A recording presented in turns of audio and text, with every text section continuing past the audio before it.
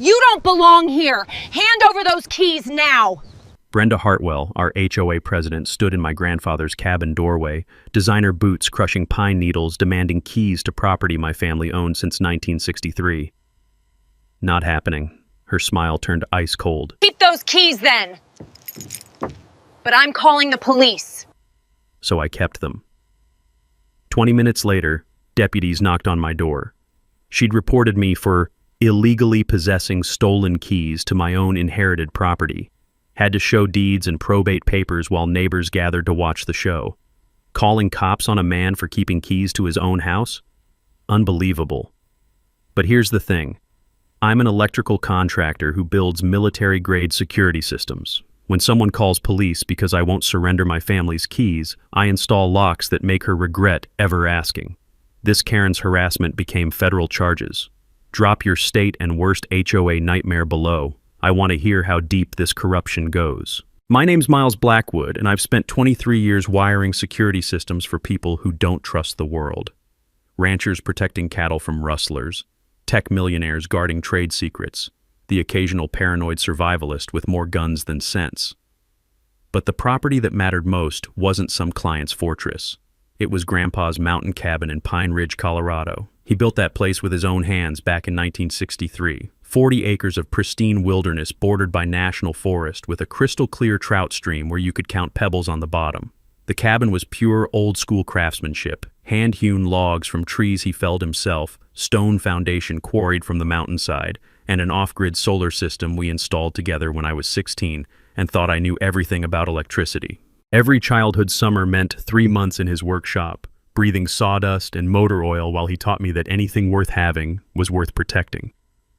"Son," he'd say, adjusting his wire rim glasses, "locks keep honest people honest. But dishonest folks? They require more creative solutions." His weathered hands could fix anything: engines, electronics, or entitled neighbors who got too big for their britches. When Grandpa passed last year at 91, the inheritance was straightforward: clean probate, taxes paid, deed properly transferred. I owned 40 acres of paradise worth roughly $800,000. No mortgage, no liens, no complications. Just mountain air that tasted like freedom and 60 years of memories soaked into every log. 3 months later, I was up there replacing weathered deck boards when gravel crunched under tires like bones breaking. A silver Mercedes SUV pulled into my driveway and outstepped Brenda Hartwell like she owned the place. I'd seen her around town, silver bobs styled to perfection, designer hiking gear that screamed "I paid retail," always clutching official-looking paperwork.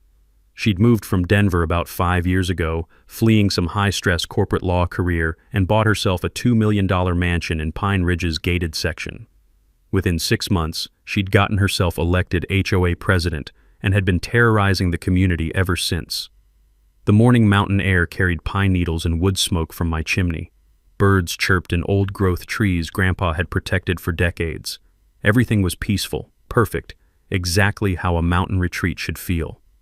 "Mr. Blackwood, I presume?" Brenda marched up my porch steps in spotless hiking boots, clipboard clutched like a weapon. "I'm here about your property compliance violations." I set down my hammer, wiping sawdust from my hands. "What violations?" She flipped through papers with theatrical importance. "Your cabin violates our aesthetic standards. That rustic log exterior is completely inconsistent with community guidelines. Solar panels are eyesores, and don't get me started on that ancient pickup truck you leave parked outside." The diesel smell from her Mercedes mixed with clean mountain air like pollution in paradise. She stood on my grandfather's hand-built porch, threatening his life's work with fabricated rules. "Lady, this property predates any HOA by decades. My grandfather built this when your gated community was still wilderness." Her smile never wavered. "I'm afraid you're mistaken. The Pine Ridge Homeowners Association has full jurisdiction here. You have 60 days to comply. Estimated cost is $45,000. 45 grand to fix a cabin that was perfect exactly as it was. And if I don't? Lien placement and forced sale to recover compliance costs." That's when I should have recognized this wasn't about aesthetics. This was the opening move in a systematic land grab that had already destroyed other families. But I was still thinking like a reasonable person dealing with an unreasonable neighbor.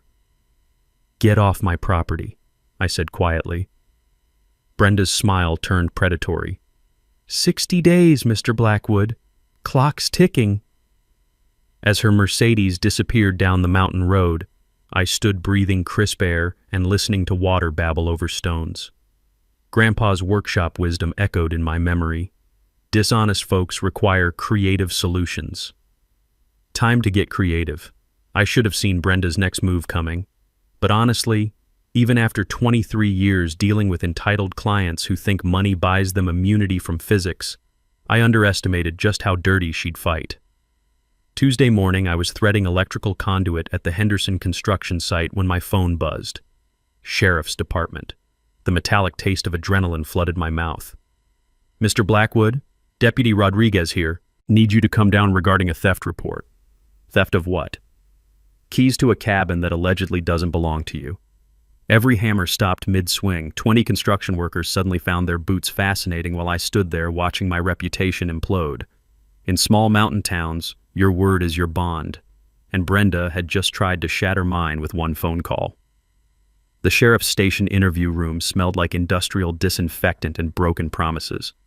Deputy Rodriguez, decent guy, local-born, the kind who'd rather be fishing than dealing with manufactured drama, slid papers across the scarred metal table. Look, Miles, this is obviously garbage. But when someone files theft charges, we're required to investigate. This Hartwell woman claims you forged inheritance documents and that your grandfather's cabin is actually community property.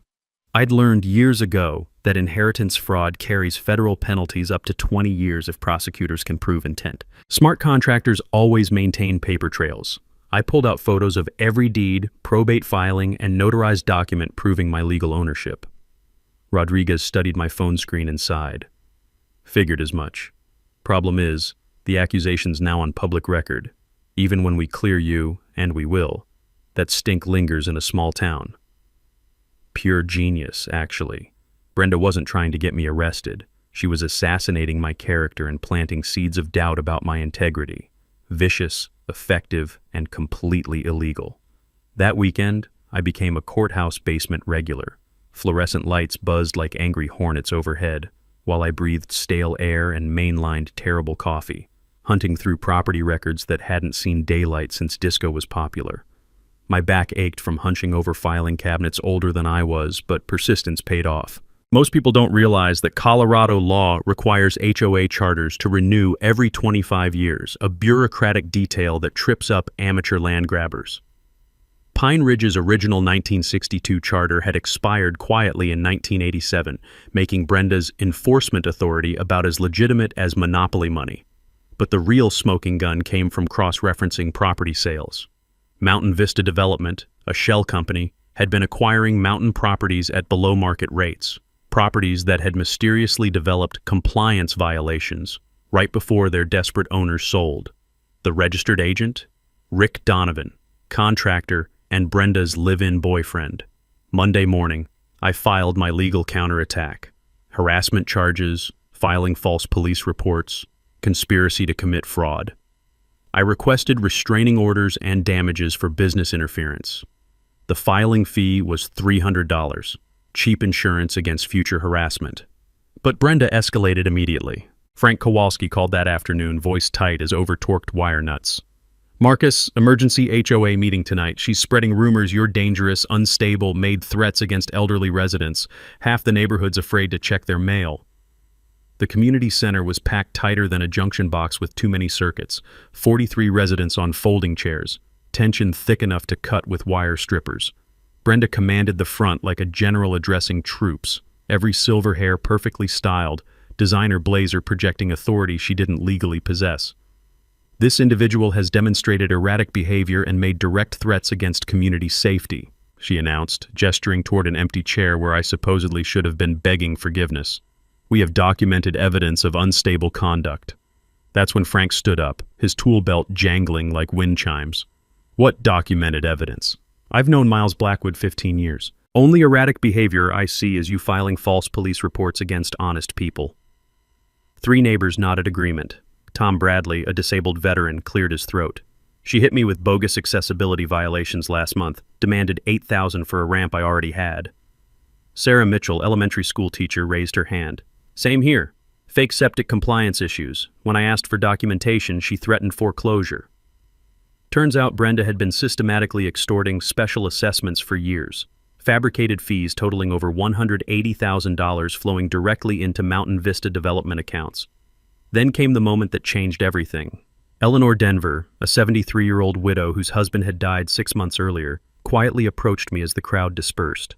Her weathered hands trembled as she pressed a manila folder against my chest. "She destroyed my family too," Eleanor whispered, tears reflecting street light through the community center windows.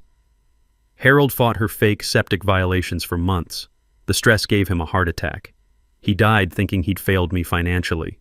But I kept copies of everything. Every forged document, every illegal fee demand, every lie she told. Inside that folder was a systematic paper trail spanning 5 years. 6 families targeted, 6 mountain properties stolen through fabricated compliance schemes. Every victim was vulnerable: elderly couples, disabled veterans, single mothers, anyone Brenda considered easy prey. This wasn't personal harassment anymore. This was organized crime, wearing a homeowners association mask, and I was staring at enough evidence to bring down the entire operation. Brenda's response to my legal filing was swift and typically underhanded. She couldn't attack me directly anymore. Restraining orders have a way of cramping a bully's style, so she deployed what I like to call the death by 1,000 paper cuts strategy. It started with the unmarked trucks. Every morning at exactly 6 a.m., white contractor vehicles materialized at my driveway's end like mechanical vultures. No company logos, no identification, just guys in hard hats with clipboards pretending to survey my property. They'd take photos, measure distances, and make their presence known while staying just outside the legal definition of trespassing. The diesel exhaust would linger in the crisp mountain air long after they vanished, a mechanical stench polluting Grandpa's pristine valley. I immediately upgraded my security system, installing professional-grade motion sensors and infrared cameras with license plate recognition. Every vehicle, every face, every suspicious movement was now being documented and automatically backed up to cloud storage. In my line of work, you learn that the best defense is bulletproof documentation. Thursday morning brought escalation with an official county vehicle parked in my driveway. Inspector Dale Hoffman emerged, 30-year veteran who'd seen every building code violation imaginable and a few that defied the laws of physics. "Morning, Miles. Sorry to bother you, but someone claims your solar system poses a fire risk to neighboring properties." The morning sun caught dewdrops on spider webs stretched between fence posts, nature's daily reminder that some things still made sense in this increasingly insane situation. Dale and I walked the property together, him methodically checking every panel connection and grounding system. "Your grandfather's work is museum quality," Dale said, running weathered hands along 60-year-old conduit that looked better than most modern installations. "Your solar upgrade exceeds current code by 20%. Whoever filed this complaint is either legally blind or professionally dishonest." What most people don't realize is that bogus safety complaints can trigger emergency inspection protocols that bypass normal due process, a bureaucratic loophole designed for genuine emergencies but easily exploited by those who understand the system. The takeaway? Always document your compliance above and beyond minimum requirements. "Off the record?" Dale's voice dropped to a whisper. "This is the 6th fabricated complaint this month, all targeting mountain properties, all from the same source. Something stinks worse than a backed-up septic tank." That afternoon, my upgraded cameras captured gold. The same white trucks surveying my property were now actively cutting fence lines and dumping construction debris near my stream. One camera got crystal-clear footage of Rick Donovan directing his crew to scatter trash strategically designed to look like environmental violations. I started building a digital evidence library, cataloging every incident with timestamps, GPS coordinates, and cross-referenced license plates. Frank Kowalski, who'd quietly revealed his background as a retired FBI forensic accountant, helped me organize the documentation properly. Friday brought another official visitor. Jerry Walsh from the power company looked embarrassed approaching my electrical meter. "Marcus, we got an emergency report about illegal connections threatening grid stability. Corporates demanding immediate inspection with service disconnection if violations exist." The irony was delicious. Someone claimed my grandfather's meticulously legal electrical system, which I'd personally upgraded to exceed modern codes, was somehow dangerous to the regional power grid. Jerry spent an hour checking connections, measuring loads, reviewing permits.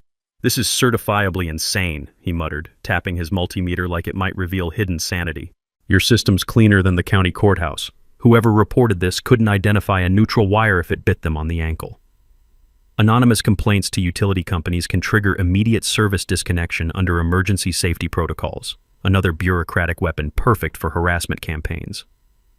Meanwhile, my weekend research into Mountain Vista development revealed the scope of the conspiracy. Property records showed every mountain cabin forced to sell due to compliance issues was purchased by the shell company at 40 to 60% below market value. Rick's crew would perform minimal cosmetic upgrades, then flip properties to Denver buyers for full market price within months. But here's where it got really interesting. Cross-referencing county inspection records showed that every bogus complaint had been filed through the same administrative pathway, a process that bypassed normal verification procedures and went straight to emergency investigation status. Someone inside the county system was facilitating the fraud. Eleanor Denver provided another piece of the puzzle when she showed me her husband's files. 3 other families had been targeted using identical tactics: fake violations, emergency inspections, forced sales, all processed through the same county administrator, Deputy Building Inspector Janet Morse, who happened to be Rick Donovan's sister-in-law. Tuesday at 2:17 a.m., my security cameras caught the smoking gun. Rick Donovan's crew returned with a different mission. Instead of dumping trash, they were carefully placing small plastic bags near my electrical panel and solar inverters. The infrared footage was cinema-quality clear. They were planting evidence. 24 hours later, an anonymous tip reached the sheriff's department claiming suspicious chemical odors from my property suggesting possible illegal drug manufacturing. Brenda's endgame was crystallizing. If fake building violations couldn't force me out, criminal allegations would trigger immediate property seizure under asset forfeiture laws. But she'd made one crucial miscalculation.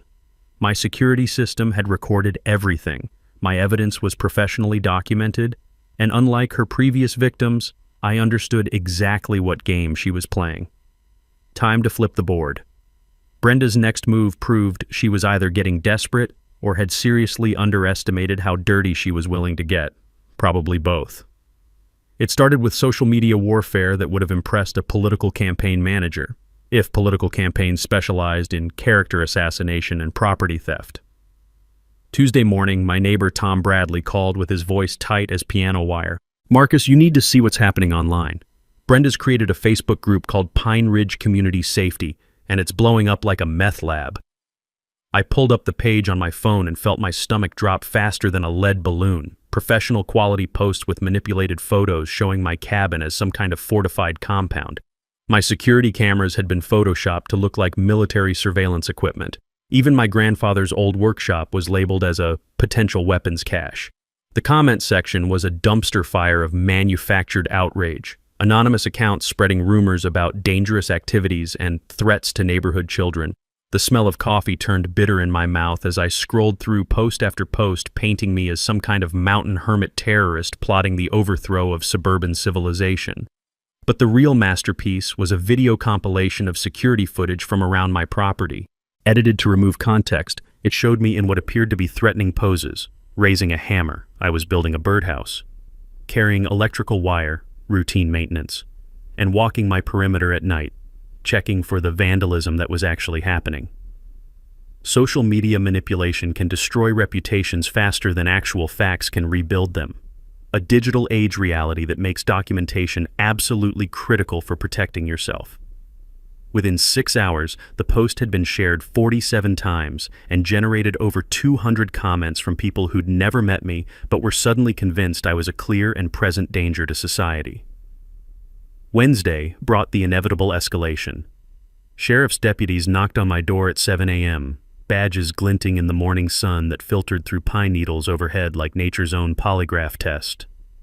"Mr. Blackwood, we've received multiple reports of concerning behavior. Anonymous calls claiming you've made threats against elderly residents." Deputy Martinez looked uncomfortable delivering the message, his uniform stiff with the awkwardness of investigating obvious bullshit. "Look, we know this is probably more harassment, but when we get multiple calls about potential violence, we're legally required to investigate." The beautiful irony? While Brenda was painting me as unstable, My security system was documenting her boyfriend's crew attempting to break into my tool shed. The infrared cameras caught them trying to jimmy the lock at 3:17 a.m. Wednesday, then scattering like cockroaches when the motion-activated floodlights triggered. Thursday morning brought a phone call that made my blood run cold enough to freeze antifreeze. "Mr. Blackwood, this is Janet from Mountain View Insurance. I'm calling about the immediate cancellation of your homeowner's policy." My coffee mug hit the kitchen counter like a gavel delivering a death sentence. "Cancellation? Why?" "We've received reports of high-risk activities on your property that violate our safety guidelines. The policy is terminated effective immediately."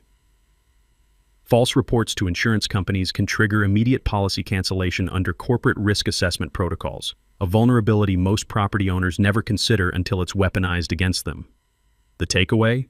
Always maintain detailed documentation of your actual activities versus any false allegations. That afternoon, Frank Kowalski stopped by with bourbon and bad news.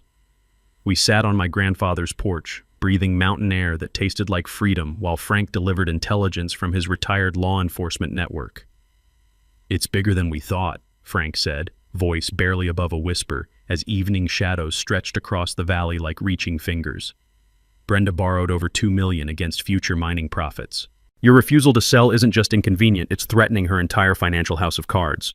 Friday brought the violation that transformed annoyance into pure rage. I was installing additional cameras when glass shattered behind the cabin. Racing around back, I found Rick Donovan's crew vandalizing my grandfather's memorial garden. They'd smashed the stone monument over his favorite fishing spot and were scattering garbage throughout flower beds he'd planted 60 years ago. The white-hot fury hit like lightning, striking twice. This wasn't about money anymore. They were desecrating family memory for profit. But then something beautiful happened. A young contractor, barely out of high school, started arguing with Rick's crew. "This is too far, man. We're supposed to harass him, not destroy family stuff." The kid walked away, leaving Rick screaming threats. 3 hours later, he appeared at my door with a manila envelope. "I can't do this anymore. Brenda's been paying us to plant evidence, fake violations, intimidate families. I got copies of everything: contracts, payments, target lists. She's planning something big this weekend." Inside was proof of systematic criminal conspiracy spanning 5 years. But the last document made my hands shake. A forged county condemnation order scheduled for Saturday morning, followed by immediate property seizure. Game time. Saturday morning, I was drowning in evidence that could topple a criminal empire when I stumbled across the document that changed everything and made me understand why my grandfather always smiled when he talked about leaving me something special. The manila envelope from my whistleblower had mixed with my own research files, creating a paper avalanche across Grandpa's workbench. As I sorted documents that smelled like old leather and motor oil, a faded survey slipped out from between insurance papers. The letterhead read, "Blackwood Mining Survey, 1961, and my hands trembled like I'd grabbed a live wire. It was Grandpa's original geological assessment, commissioned before building the cabin. Standard procedure for mountain construction back then. Nobody wanted their foundations sinking into unstable soil. But buried in technical jargon that would cure insomnia was a paragraph that made my coffee taste like liquid gold. Subsurface analysis indicates significant rare earth mineral deposits consistent with regional lithium, cobalt, and tantalum concentrations. Estimated extraction value pending market development. Rare earth minerals. The stuff that makes every smartphone, electric car battery, and wind turbine possible. Materials China had been strangling supply of, driving prices higher than a hippie at Woodstock. My laptop fired up with the enthusiasm of someone about to discover buried treasure. Cross-referencing current market prices with the survey's deposit estimates, conservative calculations put my 40 acres underground value at over $50 million. $50 million. Sitting beneath Grandpa's fishing holes and bird sanctuaries like nature's own lottery ticket. But the real revelation hit when I connected dots that should have been obvious. Mountain Vista Development hadn't just been stealing properties, they'd been systematically acquiring mineral rights throughout Pine Ridge. During foreclosure sales triggered by manufactured violations, mineral extraction rights were quietly transferred to shell companies controlled by Brenda's network. Most families never even realized they owned underground treasure until it was legally stolen from them.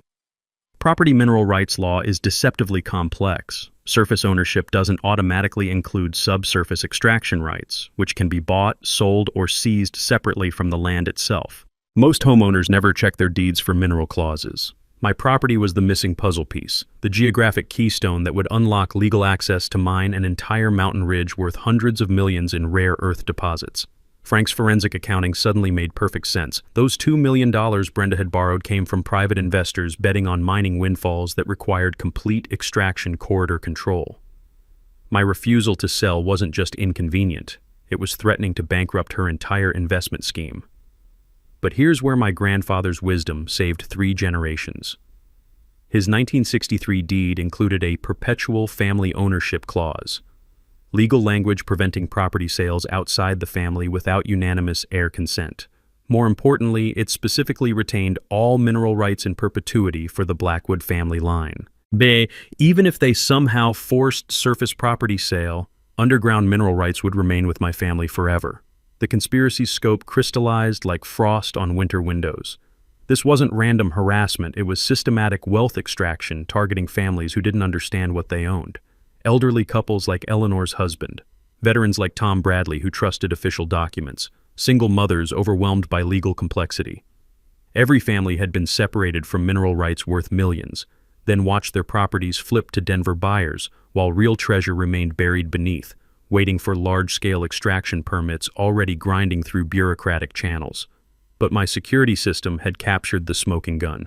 Those late-night meetings with county commissioners weren't about building permits. Audio from perimeter cameras recorded conversations about fast-tracking federal mining applications and expediting environmental impact waivers. The criminal network included county officials, state regulators, and federal bureaucrats designed to strip mineral wealth from unsuspecting mountain families. I sat in that workshop where Grandpa had taught me to fix broken radios and broken hearts, surrounded by evidence of crimes that made Enron look like petty theft. Brenda's forged condemnation order was scheduled for Monday. But now I understood this wasn't about neighborhood aesthetics. This was about $50 million she thought I didn't know existed. Time to prove exactly how wrong she was about the Blackwood family's intelligence. Sunday morning, I converted my grandfather's workshop into a war room that would have made the Pentagon jealous, if the Pentagon specialized in taking down crooked HOA presidents with delusions of mining grandeur. Multiple computer monitors displayed property maps, financial records, and legal documents across every horizontal surface. Wall charts tracked the criminal conspiracy's participants like a spider web designed by someone with serious trust issues and access to government databases. The smell of strong coffee mixed with sawdust and electrical ozone as I worked through the night, fueled by righteous anger and the kind of focused determination that comes from finally understanding exactly what you're fighting and how much money was at stake. First priority, upgrading my cabin's security to fortress-level protection. If Brenda planned to serve that forged condemnation order Monday morning, she'd discover that breaking into my property had become significantly more challenging than breaking into Fort Knox's maximum security vacation home. The new electronic lock system was a masterpiece of paranoid engineering that would make government spooks weep with joy. The primary component was a military-grade electronic deadbolt with rolling encryption codes that changed every 30 seconds. Even if someone intercepted the signal, they'd have better luck solving calculus problems while blindfolded, drunk, and riding a unicycle. The biometric scanner combined fingerprint recognition with palm vein mapping, technology that required living tissue and couldn't be fooled by silicone copies, latex molds, or severed digits. Not that I expected Brenda's crew to get that creative, but my grandfather always said, plan for the worst-case scenario, then add 20% more paranoia and better locks. Electronic lock systems require professional installation for maximum security effectiveness. Improper mounting can create vulnerabilities that defeat even the best technology. The takeaway? Never skimp on professional installation when protecting valuable assets. For backup, I installed a mechanical lock that would challenge a master locksmith having his best day ever while hopped up on caffeine and professional pride. The key design was custom machined from hardened steel, with tolerances so tight that even professional lockpicking tools would surrender in frustration. The smartphone integration was my favorite feature.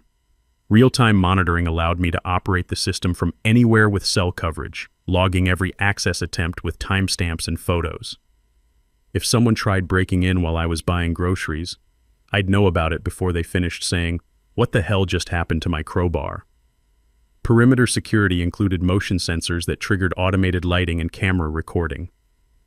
Driveway pressure plates detected vehicle approaches and automatically logged license numbers through connected traffic cameras that Frank had helped me network with surprising technical skill for a retired accountant.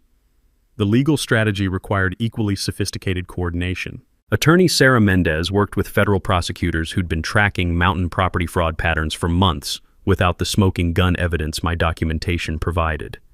FBI financial crimes investigators salivated over Frank's forensic accounting, which revealed $8.7 million in fraudulent transactions flowing through more shell companies than a money laundering convention. Multiple backup systems prevent single-point failures in security installations. Redundant power supplies, cellular backup communications, and offline storage ensure continuous protection even during sabotage attempts. Building the legal case required victim testimonials that would make juries understand the human cost of Brenda's greed. Eleanor Denver's kitchen table hosted strategy sessions where neighbors shared stories of intimidation, fraud, and forced sales. Each sworn affidavit added another brick to the legal wall we were constructing around Brenda's criminal enterprise. Tom Bradley's military intelligence background proved invaluable for mapping the conspiracy network. His Veterans Administration contacts helped identify other disabled veterans targeted through fake accessibility violations. The pattern was systematic, deliberate, and absolutely enraging. The technical honey trap was my personal masterpiece. I staged apparent vulnerability, temporary scaffolding suggesting repair work that would make the property appear unmonitored for exactly one night. Hidden cameras with military-grade night vision would capture anyone stupid enough to attempt break-in during the supposed security gap. Financial preparation meant liquidating assets to fund legal warfare, but crowdfunding for other victims had generated unexpected statewide support. Timing coordination was critical. Federal investigators needed 2 more weeks for bulletproof criminal charges, with class action filings scheduled to coincide with indictments for maximum media impact. As Sunday's sun set behind mountain peaks hiding $50 million in rare earth treasure, I stood in that workshop breathing air that tasted like impending victory. Tomorrow, Brenda would discover exactly how well prepared the Blackwood family could be when protecting what mattered most. Monday morning arrived with the kind of crisp mountain air that usually promised good fishing and peaceful reflection. Instead, it delivered Brenda's most desperate gambit yet, and proof that cornered criminals make increasingly stupid decisions. My security system's first alert came at 2:47 a.m. Motion detected at the cabin's northeast corner, infrared cameras capturing 3 figures approaching through the tree line like budget ninjas having their worst day ever. Rick Donovan led the expedition, armed with professional lockpicking tools, electronic signal jammers, and what appeared to be enough determination to break into a nuclear bunker. I watched the live feed from my truck parked half a mile down the mountain road, automatically live streaming everything to cloud storage, while these geniuses provided evidence for multiple felony charges. The infrared footage was cinema-quality clear, Rick directing his crew to positions around my fortress-level electronic lock system. They tried everything. Signal jammers designed to disrupt electronic communications, useless against hardwired backup systems. Physical force that would have worked on standard residential locks but accomplished nothing against military-grade hardware except making impressive sparks. Lockpicks that might have succeeded on conventional mechanisms but couldn't even locate the custom keyway I'd designed. The biometric scanner's red denial light blinked like a mechanical middle finger every time they attempted to bypass it, with everything from latex gloves to severed chicken feet. Apparently Rick had watched too many spy movies and not enough electrical contractor training videos. But the audio recording was pure gold. Rick's frustration escalated from professional confidence to barely contained rage as my lock system resisted every attack method known to modern burglary. "This is impossible," he snarled, sweat dripping despite October mountain cold that made breath visible in puffs of defeated ambition. "No residential lock should be this secure." "Maybe we should abort," suggested one crew member, probably the same kid who'd blown the whistle on their previous crimes. "This feels federal-level serious. Brenda's paying us $50,000 for this job," Rick snapped. "We're not leaving without those keys or proof this place is empty." $50,000 for breaking into my cabin. Either my property was more valuable than I'd realized, or Brenda's desperation had reached pathological levels. Then came the moment that transformed breaking and entering into attempted evidence planting. Rick's crew produced small plastic bags containing white powder, carefully placing them near my electrical panel and solar inverters while discussing how to make this look natural. I immediately called FBI Special Agent Martinez, who'd been monitoring my situation as part of their broader mountain property fraud investigation. Federal agents coordinated response with local sheriff's department, arriving as Rick's crew scattered into forest like startled deer. Chain of custody was preserved for the planted evidence, which field testing revealed as methamphetamine. Professional-grade stuff, not amateur chemistry set production. These people weren't just planning to frame me, they were investing serious money in felony charges that would have triggered immediate property seizure under asset forfeiture laws. But Brenda's Monday morning offensive wasn't limited to criminal break-ins. At exactly 9 a.m., she arrived at Pine Ridge's emergency town hall meeting looking like righteous authority incarnate. Silver hair styled to perfection, designer suit projecting competence and concern, clipboard thick with fabricated documentation supporting her latest lies. The community center was packed with 43 residents who'd received urgent safety notices about my increasingly dangerous behavior. Brenda had spent the weekend spreading rumors about weapons stockpiling, threats against elderly neighbors, and unstable veteran syndrome that required immediate intervention. "This individual has crossed the line from eccentric to dangerous," Brenda announced, gesturing toward photos showing my security cameras and reinforced door. "We have documented evidence of threatening behavior and potential violence against community members." What she didn't know was that Frank Kowalski had spent Sunday coordinating with our network of supporting neighbors. Instead of finding a frightened audience ready to approve emergency action against me, Brenda discovered organized resistance. Tom Bradley stood up first, his veteran's bearing commanding immediate respect. "What documented evidence?" "Because I've seen Brenda's people trespassing, vandalizing property, and planting suspicious materials. The only dangerous behavior I've witnessed has come from her operation." Eleanor Denver rose next, her elderly voice carrying the weight of lived experience and bureaucratic fury. "This woman destroyed my family through fake violations and fabricated fees. She's a criminal who targets vulnerable people for profit." Sarah Mitchell, the elementary school teacher, produced a folder of her own. "I've been documenting Brenda's harassment for months. False septic inspections, fraudulent compliance demands, intimidation tactics designed to force property sales below market value." The tide turned faster than mountain weather. Neighbors who'd been intimidated into silence found courage in numbers, sharing stories of extortion, fraud, and systematic targeting that painted Brenda as the criminal she actually was. But the real surprise came when County Commissioner Janet Morse arrived unannounced with federal agents in tow. Turned out the FBI's investigation had finally reached the corruption network's governmental tentacles. "Brenda Hartwell, you're under arrest for conspiracy, racketeering, fraud, and bribery," announced Agent Martinez, handcuffs glinting under fluorescent lights while Brenda's perfect facade crumbled like cheap makeup in summer heat. The meeting ended with Brenda being perp-walked past the very neighbors she'd terrorized for years, while my security system's evidence provided real-time documentation of her criminal enterprise's final desperate moments. The arrest should have ended everything. But desperate criminals with millions at stake don't surrender quietly, and Brenda's network had more tricks than a magician's convention populated by people with serious ethical deficiencies. Tuesday morning brought news that made my coffee taste like liquid betrayal. Despite federal charges, Brenda had posted bond through some high-powered Denver attorney who specialized in white-collar criminals with more money than conscience. She was back on the street within 18 hours, probably planning her next move before the jail cell door had finished closing. That afternoon, corrupt County Commissioner Janet Morse issued an emergency health hazard order that would have been impressive if it wasn't completely fabricated. The document claimed my solar panels were leaking toxic materials into groundwater, threatening the entire mountain watershed with environmental catastrophe. The timing was surgical in its precision. Emergency orders bypass normal due process, allowing immediate property seizure pending environmental cleanup that could take months or years to resolve. By the time legal challenges worked through the system, my property would be stripped of mineral rights and transferred to shell companies controlled by Brenda's investors. But Janet had made one crucial mistake. She didn't know that FBI raids on county offices had happened simultaneously with Brenda's arrest. Computer servers were seized, financial records confiscated, and email communications between corrupt officials intercepted before they could be deleted by people who apparently never learned about federal data recovery capabilities.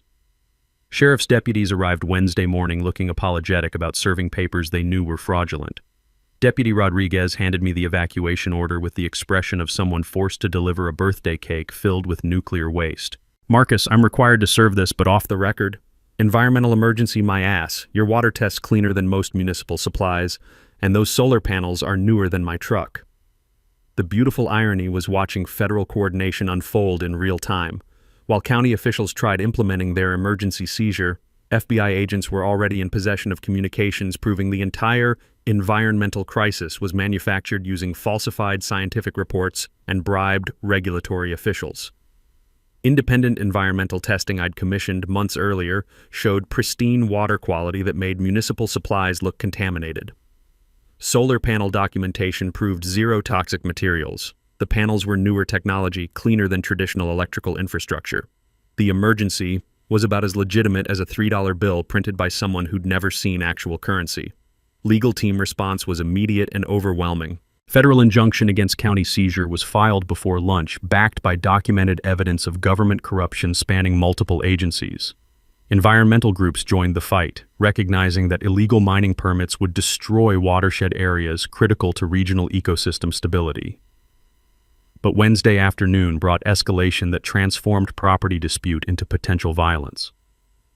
Rick Donovan arrived at my cabin with 6 armed men, claiming legal authority to secure hazardous materials during environmental emergency procedures. The smell of diesel exhaust mixed with testosterone and barely controlled aggression as they positioned themselves around my property like an occupying army with delusions of legitimate authority.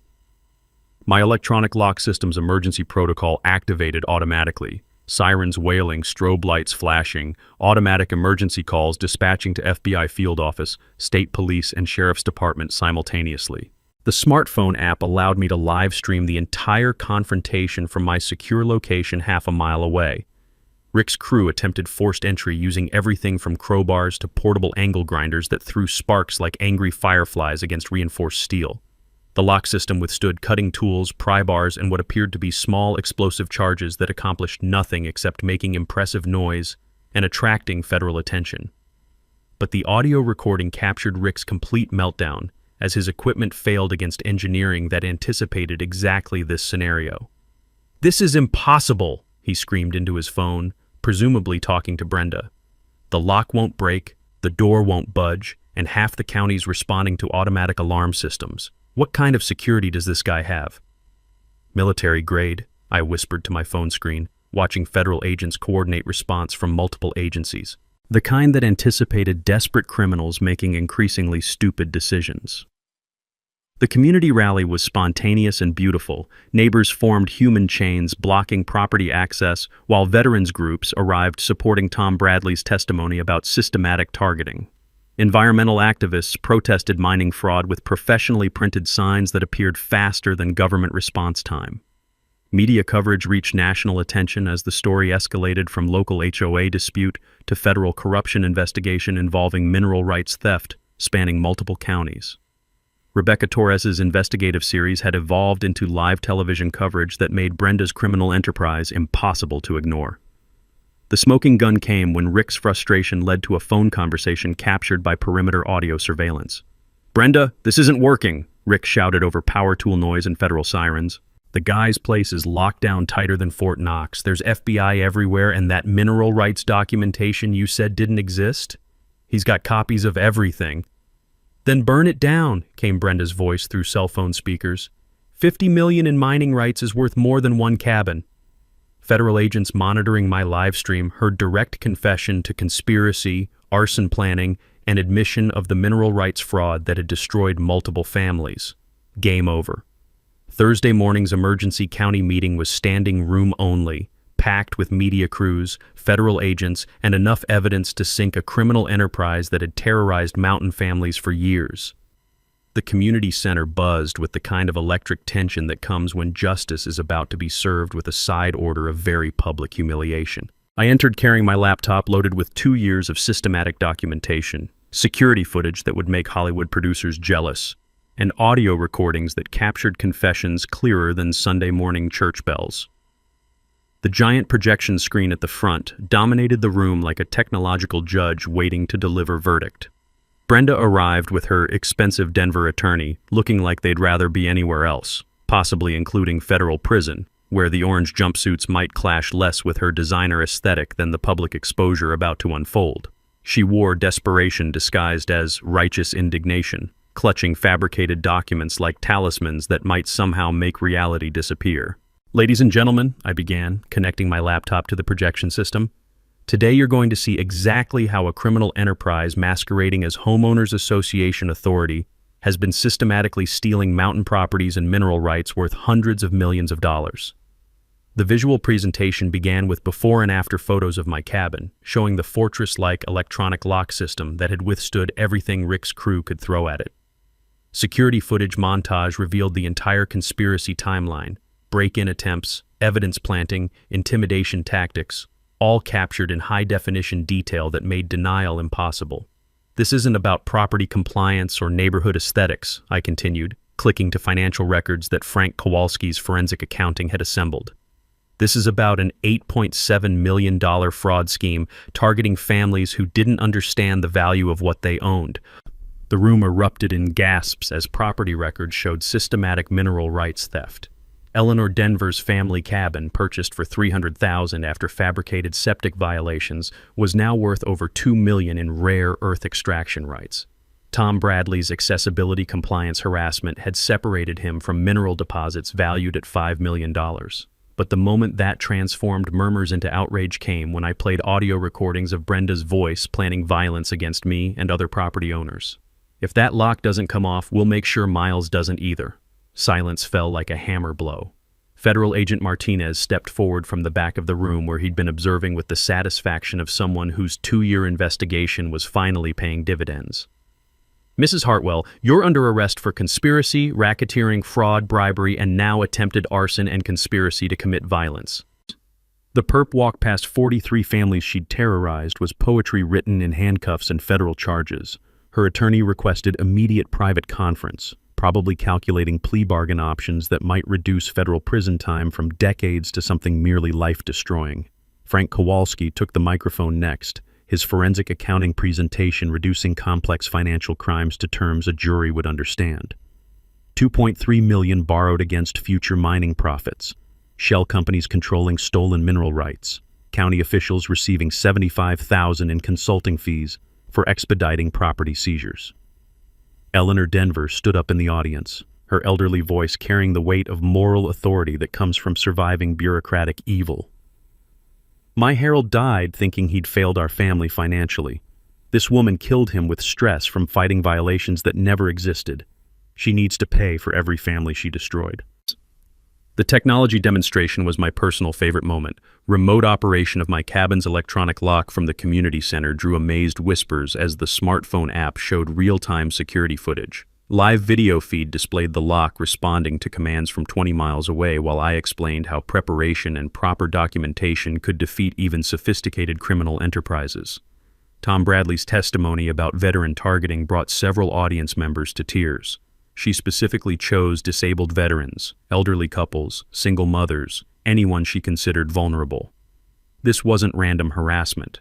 This was predatory criminal behavior designed to steal from people who couldn't fight back. The environmental crimes representative explained how illegal mining permits would have destroyed pristine watershed areas supporting wildlife migration routes used for thousands of years. $50 million in rare earth extraction would have poisoned water supplies serving 3 counties while destroying ecosystems that can't be replaced. Rick Donovan's confession played next, his video testimony from county jail where he'd agreed to cooperate for reduced sentences. Brenda planned the whole thing. Target vulnerable families, manufacture violations, force sales below market value, strip mineral rights, flip properties to Denver buyers. We destroyed dozens of families for mining profits. The mic drop moment came when I displayed my grandfather's original deed with its perpetual family ownership clause and retained mineral rights provision. "She spent 5 years stealing from families who didn't know what they owned," I said, savoring the moment like fine wine aged in justice barrels. "But she picked the wrong family to steal from. My grandfather was smarter than her entire criminal network combined, and his foresight just sent her to federal prison. And standing ovation lasted 3 full minutes, while federal agents escorted additional co-conspirators from the building. Justice served with a technology garnish and a side order of very public vindication. 6 months later, justice had been served with the kind of precision that would make Swiss watchmakers jealous, and with sentences that ensured Brenda's criminal enterprise would never threaten another Mountain family. Federal court delivered verdicts that restored faith in the legal system's ability to protect people from bureaucratic predators. Brenda received 12 years for racketeering, with additional charges for conspiracy, fraud, and attempted violence. Rick Donovan got 7 years for his role in break-ins, evidence planting, and intimidation campaigns. Corrupt County Commissioner Janet Morse earned 5 years for bribery and facilitating government fraud that had destroyed multiple families. The restitution fund exceeded $4.2 million, returning stolen wealth to 43 families who'd lost properties through manufactured violations and fabricated compliance demands. Eleanor Denver used her settlement to establish a scholarship program for children whose families had been targeted by Brenda's schemes. Tom Bradley's veteran advocacy organization received funding to help disabled veterans facing similar property rights violations across Colorado. Property restoration happened faster than bureaucratic wheels usually turn. Illegal mining permits were permanently revoked by federal court order, while environmental protection status granted to the entire watershed area ensured that pristine mountain streams would remain protected from corporate exploitation. My cabin became a symbol of resistance against institutional corruption, with security professionals and journalists making regular pilgrimages to see the legendary lock system that had withstood professional criminal attacks. The technology legacy exceeded my wildest expectations. My electronic lock design was licensed to security companies nationwide, with royalties funding legal aid programs for rural property owners facing harassment. DIY installation guides published online helped families protect themselves from similar schemes. The security industry recognized the innovation as breakthrough protection for isolated properties where response times made traditional alarms inadequate. But the real transformation was community healing that emerged from shared resistance to organized crime. New county commissioners were elected on transparency platforms, with reformed HOA regulations preventing future fraud. Victim support groups helped families rebuild confidence in local institutions while maintaining vigilance against corruption. Financial recovery restored property values that had been artificially suppressed by Brenda's systematic harassment. Insurance companies reimbursed legitimate claims while implementing fraud detection protocols designed to prevent manufactured emergencies. Tourism increased as the corruption story became regional legend, with visitors wanting to see the mountain community that had successfully fought back against criminal enterprise. My consulting business grew beyond anything I'd imagined. Rural property owners from across the western states sought advice on security systems, legal documentation, and fraud prevention. Congressional testimony led to federal legislation protecting mineral rights inheritance and strengthening penalties for government officials who facilitate property theft. The book deal happened naturally.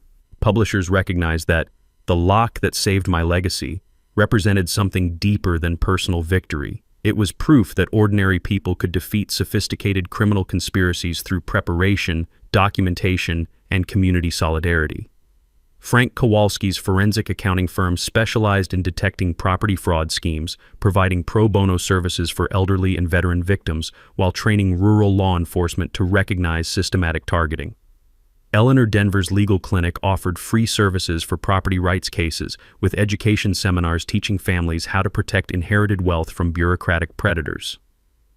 The positive social initiative closest to my heart was the Mountain Heritage Protection Fund that grew from our successful resistance. Scholarships for children of targeted families, legal aid for rural property owners facing fraud, environmental conservation grants for watershed protection, all funded by mineral rights royalties that Brenda had tried to steal. Annual Heritage Protection Day celebrations brought together families who'd survived targeting, with educational booths teaching fraud prevention and fundraising for ongoing legal aid efforts. My demonstration of the famous lock system always drew crowds, but the real victory was community resilience that had emerged from shared struggle. The cabin today preserves Grandpa's vision while incorporating modern security that protected 3 generations of family legacy. Weekend retreats for family gatherings, educational tours for security professionals, and quiet reflection in the workshop where resistance had been planned, All reminders that sometimes standing up to bullies requires both courage and really good locks. The final twist that still makes me smile came in a letter from Grandpa's attorney, revealing a hidden safe deposit box containing additional mineral rights documentation. The property's true value, $80 million in rare earth deposits that I donated to Environmental Conservation Trust, ensuring the land would remain protected forever.